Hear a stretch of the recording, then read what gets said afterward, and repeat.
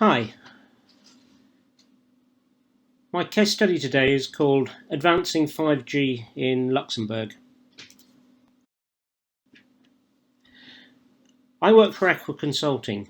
We are a small boutique telecoms consulting company, and on this particular occasion we were working on behalf of the Luxembourg Telecoms Ministry, otherwise known as the SMC. Our responsibility for this particular project was to create and deliver the 5G call for projects that the ministry decided to choose.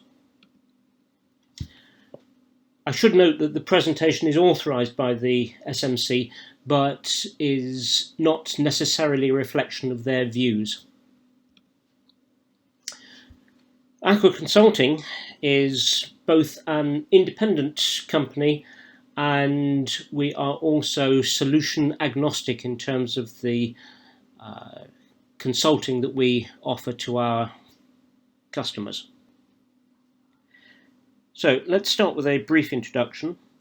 I'm going to take you through briefly the Luxembourg 5G policy and planning back in 2018, their political desire to be a 5G hub across Europe, and a political decision to help move this process forwards by offering funding to interested organisations.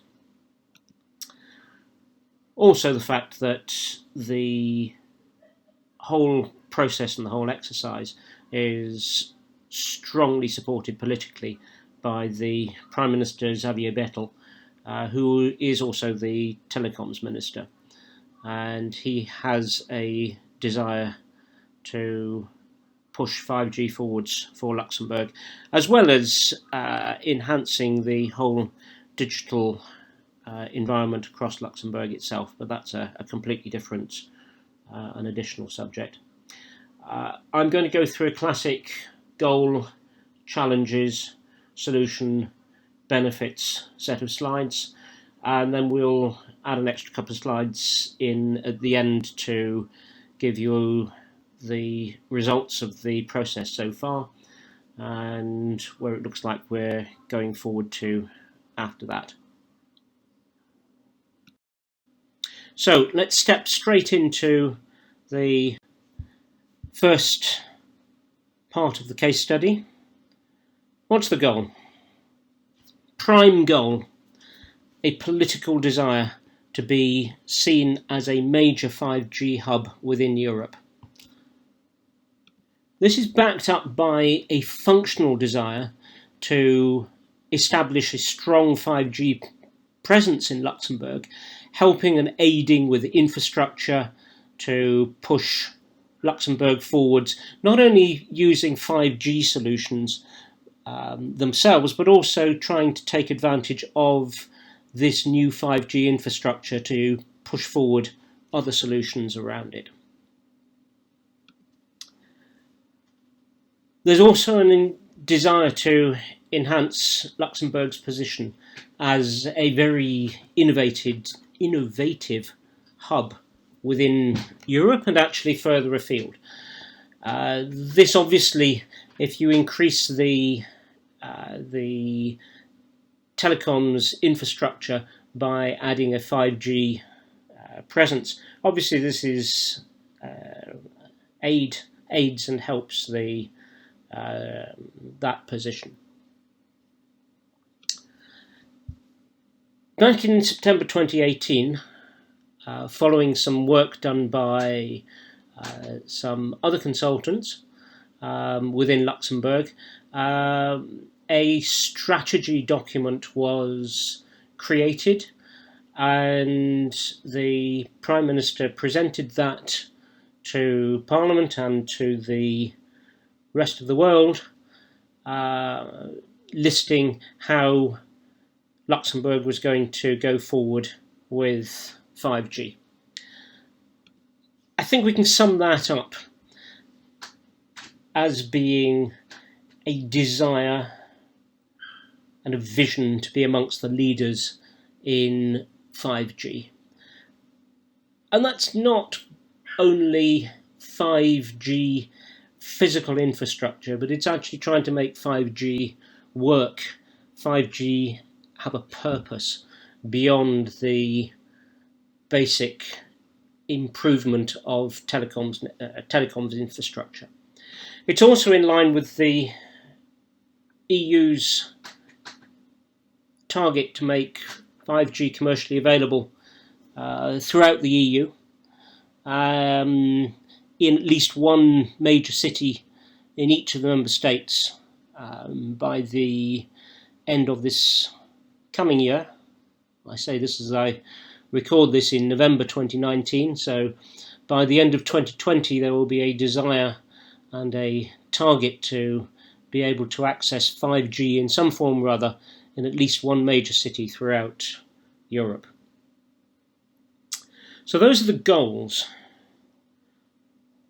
Let's move on to the challenges.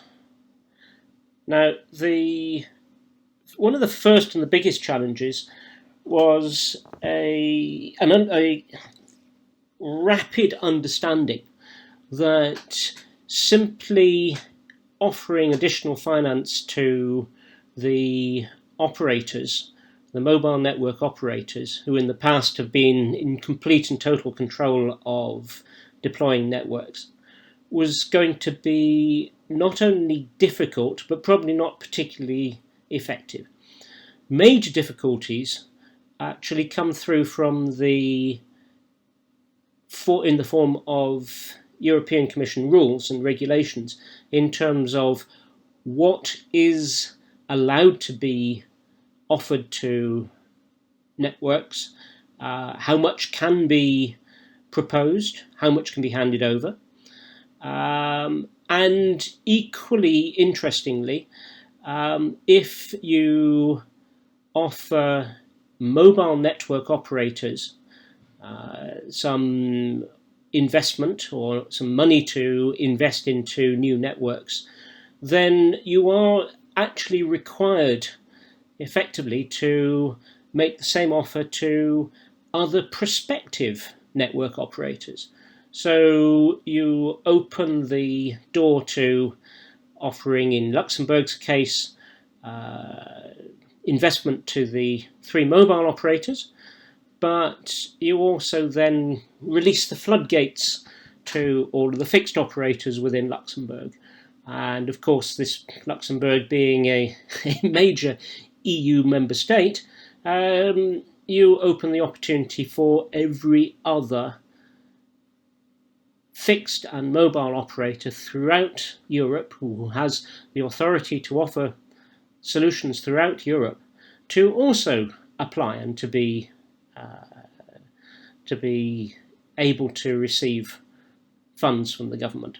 So trying to get around, perhaps trying to get around is not quite the right way, but trying to find a solution for that turned out to be a less than trivial task, and that certainly drove quite a lot of the solutions that we eventually came up with. Another challenge is Luxembourg, as people may have noticed, is not exactly the world's largest country, and we are now past the point where operators are interested in trying out test solutions in small test sites. We're looking at larger deployments. So the operators are far more interested in deploying in larger countries where they have more opportunity to recover on their investment. Higher investment, but nonetheless a greater opportunity to recover it. So Luxembourg, unfortunately, doesn't become the top priority for deploying brand new technology. There's also another issue in terms of challenge, country-based challenges. Luxembourg's geography can be seen as quite difficult. There's a major city, Luxembourg itself. There's a major urban area towards the south, across the Franco-Luxembourg border, and also to a certain extent between Luxembourg and Belgium. But a lot of the rest of the country, to the north and over to the east, is farmland, small communities. Some of it's very hilly. We're talking hilly in European terms here. We're not talking hilly in terms of the Southern Alps or something like that. But nonetheless, it's a challenging area for getting decent mobile signals. Population is, I quoted it at around about 600,000. It's a very, very movable population. I think I was quoted around about 400,000 people are in Luxembourg in the evening and on normal weekends, and anything up to 250,000 people commute into Luxembourg every day. So the population can be 600,000, 700,000 during the day, falling smartly back during the evening. And because there's a commuting population, there's obviously some very significant peaks of traffic and some very significant focuses of that traffic. Again, the small country brings its own challenges. It's surrounded by other countries. So we have Germany, Belgium, and France. It's only 40 kilometres by 70 kilometres north to south, roughly. And there are some significant cross-border communications. At a maximum of 40 kilometres east to west, there are areas which are only, as you go further north, as you can see from the slide, there are areas which are only 10 or 15 kilometres apart. So that means that the Belgium to German border are only 10 to 15 kilometres apart. So there's even more cross-border challenges between not only Belgium to Luxembourg, Luxembourg to Germany, but even in itself, Belgium across to Germany. So there's a lot of issues that have to be addressed. So those are some of the difficulties or the challenges. So after that series of challenges, let's look at what we proposed as a solution. So the solution was a call for projects, and one of the key elements of that was to offer financing to any organisation having a relevant 5G related project. Now, when we said relevant and related to 5G, the way I described it to many people who inquired and asked for some more details was to say that, do you have an interesting solution that maybe works with 4G but will work far better with 5G? Or maybe you've got a solution that really can only be supported in 5G. And those are the projects that the SMC are interested in. They, by default, I guess, they become interesting and innovative in some form or other. Another interesting aspect which surprised a number of people, the SMC and the Luxembourg government were very open to supporting organisations that are not based in Luxembourg. Now, clearly we have an issue with organisations that are based within the European Union, and with the open borders and all of the other aspects of the EU, it would have been difficult to block any of those.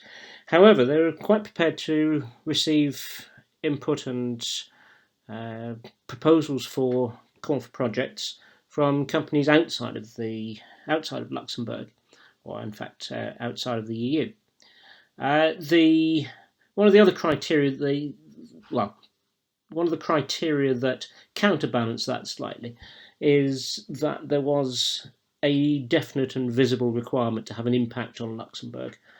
Now, if your project was one that had a, shall we say, socio-economic value to small farms or something of that like, then that was relatively easy to see and to show. But it may have been something as simple as some projects were associated with actually looking at the cross-border interference issues. Now, clearly they have an impact on Luxembourg, but equally they have an impact, could have an impact elsewhere. And that was also part of the general enthusiasm for a project. If it was something that had an immediate and direct impact on Luxembourg, that was very good. If it was a project that could also be seen to be transferred, exported elsewhere, and have an impact elsewhere in a similar manner, then that's going to be yet better again. Projects aren't aimed at big organisations. We're not looking for big organisations per se. If a large organisation comes in, then fine. But the criteria limited it to small and medium enterprises. And this is SMEs as defined under the EU guidelines and rules.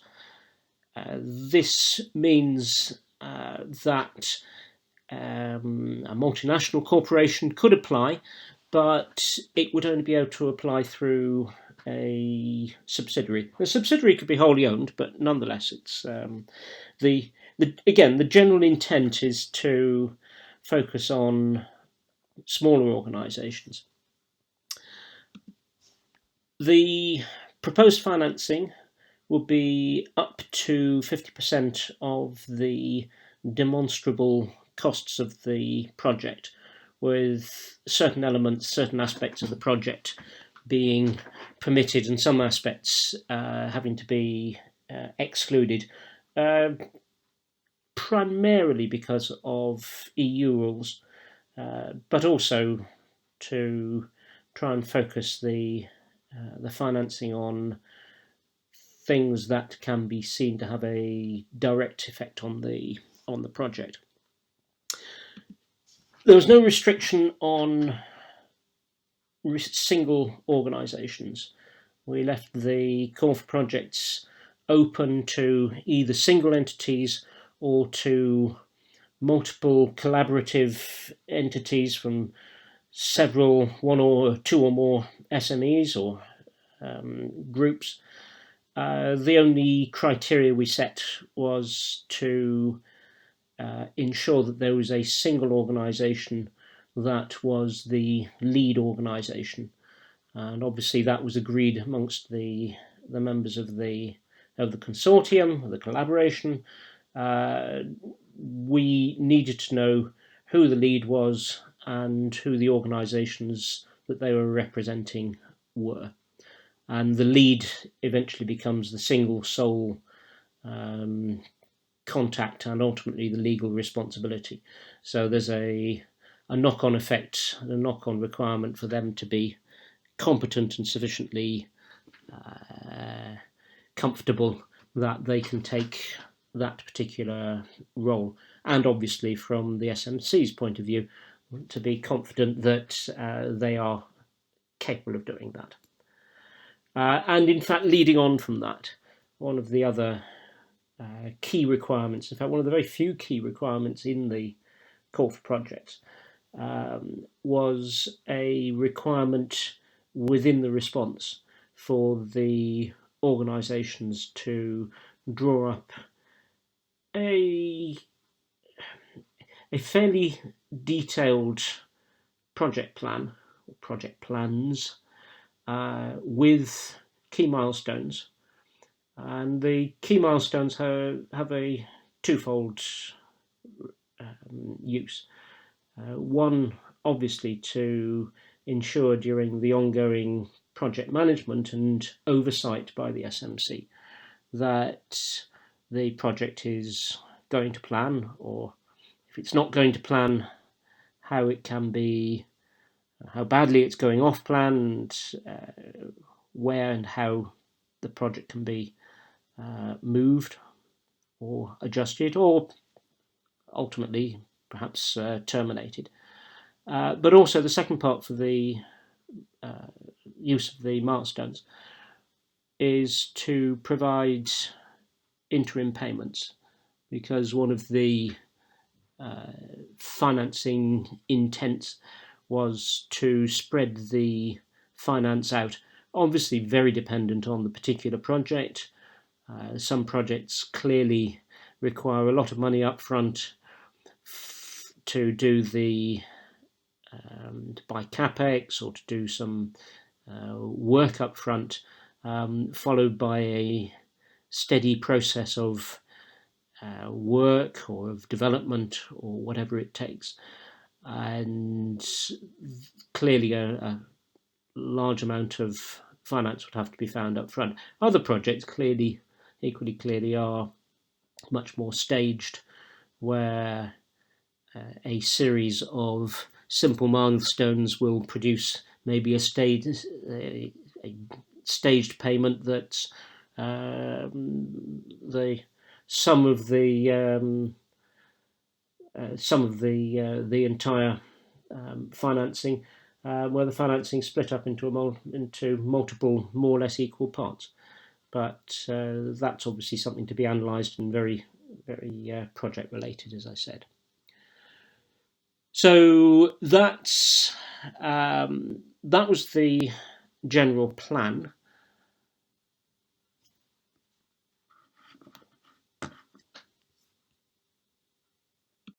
We advised the SMC and the political structure supporting them to move away from focusing on the underlying 5G infrastructure.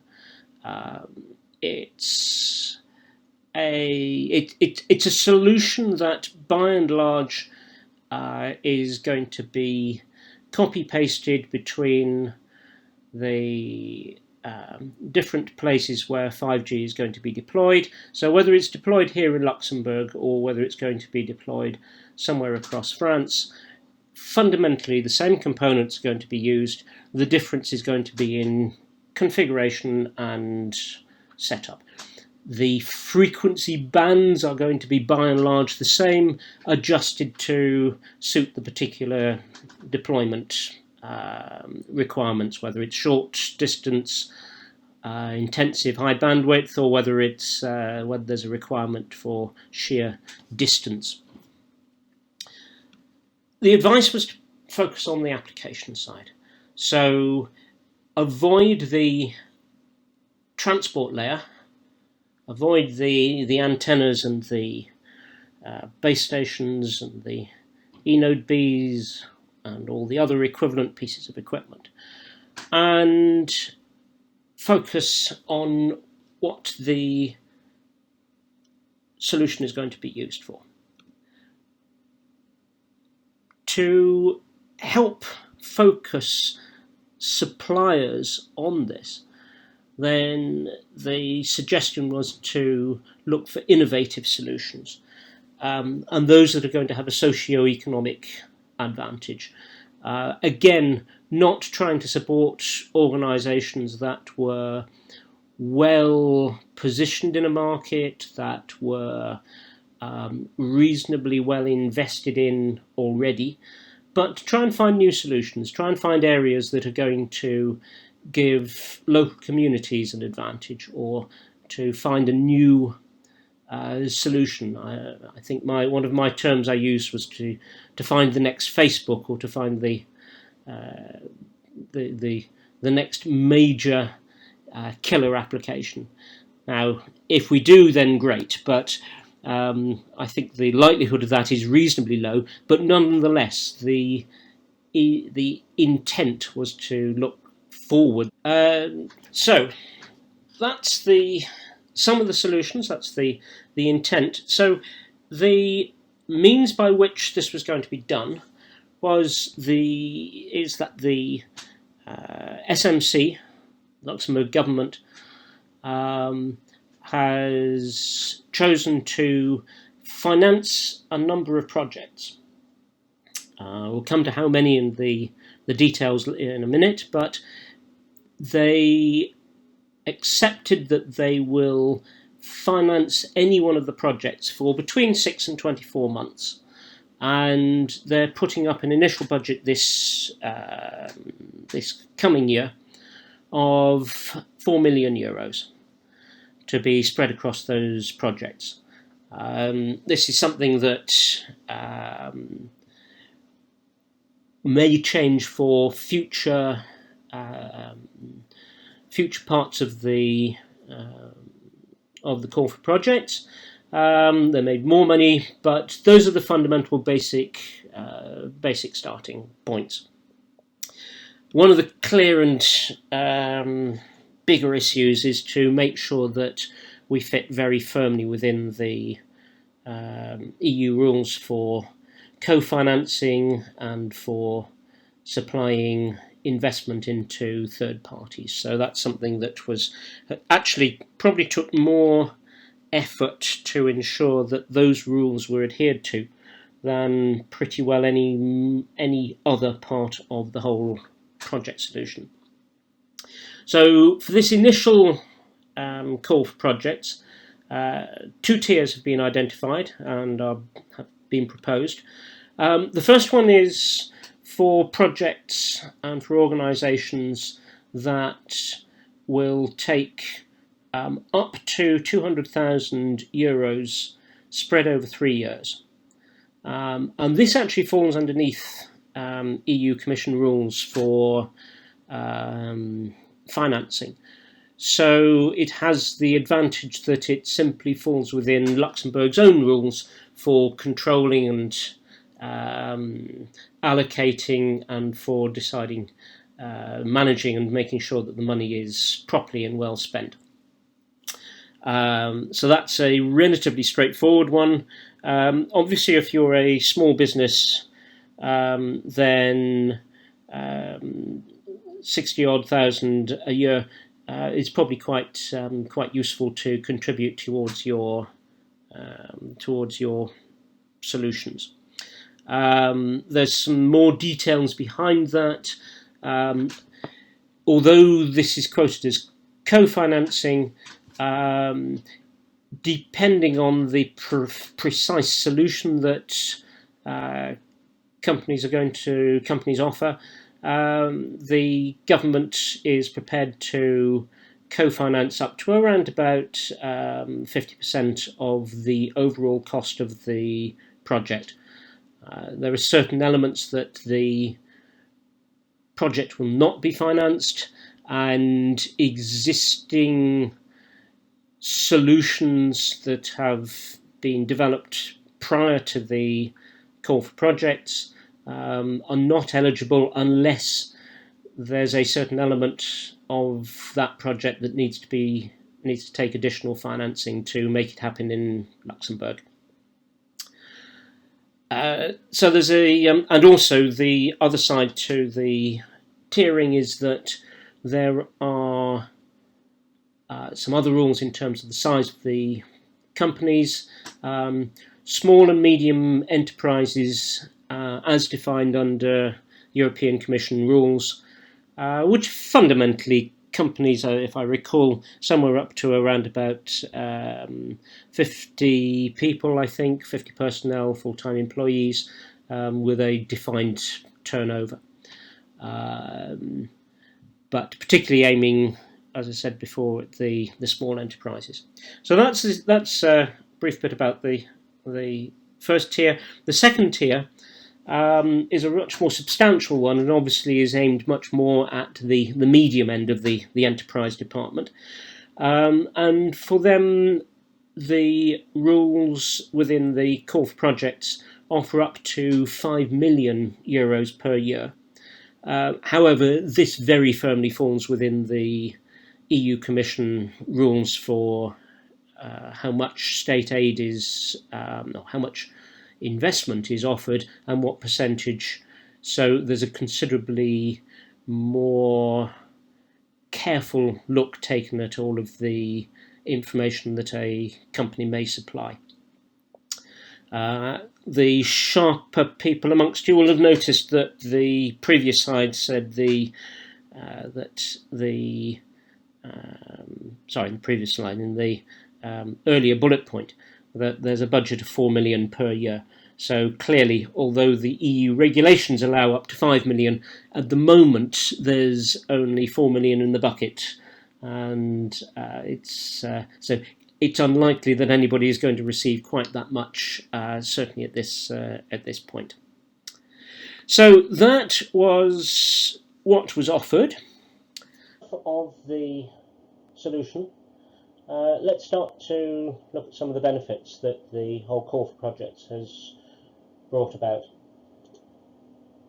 Key and obvious benefit is to try and bring some new solutions, new ideas out of the woodwork, to perhaps attract some people organisations who might have a good idea and want to try and bring that idea to fruition, but haven't been able to find the finance to be able to cope with it, or maybe just enhancing existing ideas.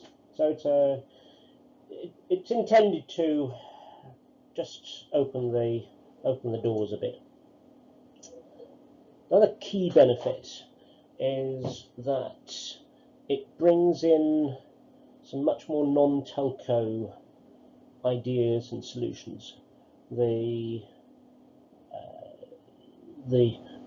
5G network is really the underlying telco component, but that's not where the focus is. As we said earlier, the network is there to supply all of the transport layer and all the other bits and pieces, and that is fundamentally going to be the same wherever your 5G deployment is. This could be the point at which differentiators appear with the projects. In some ways, it also has some aspects towards the network operators. The perennial problem of being a bit pipe, which I think dates back to certainly 3G days, possibly even further back from there. One of the points that we mentioned earlier is that the applicants for the call for projects had to have at least an agreement in principle with a network operator to be able to say, we will work with this operator, and it's something that the operators themselves could bring in-house, so that they are doing more than simply channeling data from one mobile location to somewhere else. So it brings a purpose and hopefully puts some added value into the transfer of that data. Slightly perhaps a controversial comment here, but it finances the needy. I would put it to you that the network operators are unlikely to see any huge benefit from either of or certainly the lower of the two tiers of the financing, and even the upper of the two tiers. I'm sure it would be gratefully received, but it's going to have very little impact on the turnover and on the revenue streams of even a medium-sized network operator. However, startups,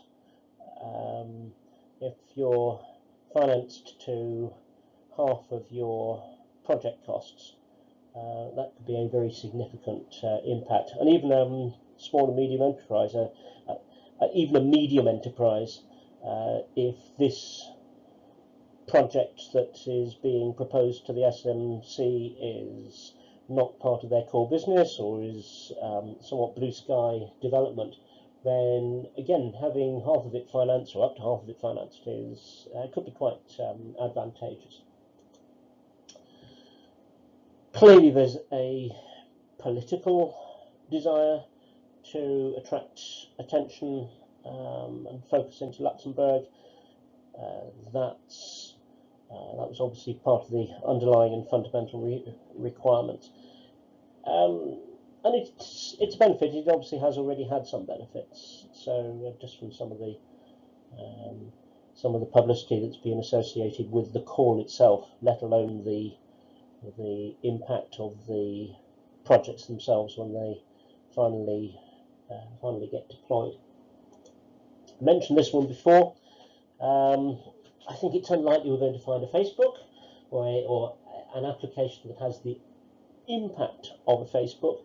But then again, 10 years ago, 15 years ago, you may have said the same thing. The thought of something the size of Facebook having the impact that it does today would maybe have been seen to be unlikely. So who knows?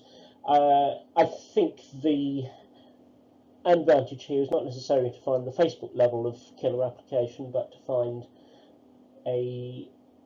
another substantial application that does have a worldwide, or at least a region-wide impact.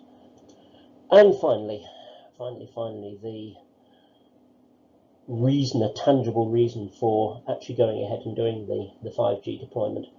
I've had many conversations with people, both within the profession and just the general public, talking about 5G and is it just a marketing exercise, and what's the whole point of it, and do I really need to be able to download my videos at a considerably faster speed?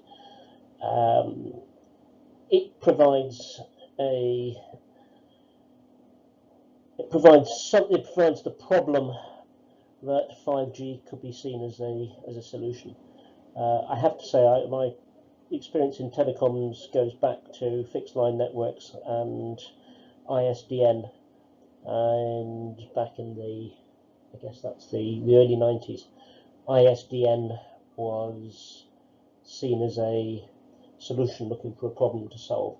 Now, very clearly and very rapidly, the internet came along and people discovered that this ISDN stuff, and eventually ADSL and all the faster methods,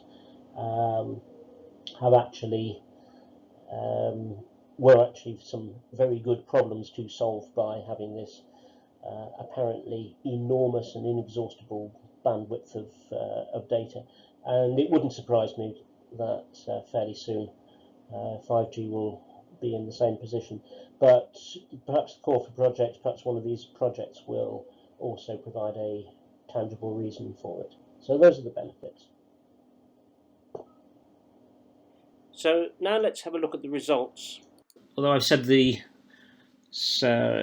presentation is now slightly dated, but the eligibility checks have been carried out. The evaluation by the expert committee is ongoing. Once the evaluation and the experts who are agnostic and known within the industry but are not tied to any particular aspect of the solutions, once they've made their recommendations, then there will be an interministerial commission which will decide on the allocation of the funds. The grants will be awarded, and then there will be a final formal process, primarily the contractual and legal aspects that will need to be tied up. Once that happens, then the projects can actually start to go ahead. In fact, some of them have been granted permission to go ahead anyway. There will be an ongoing project oversight and management of each of the projects, the suppliers were asked to provide some detailed project plans with particular emphasis on project milestones, also tied to stage payments. So there will be an ongoing process to manage and overview the projects themselves. So that's coming up in the future.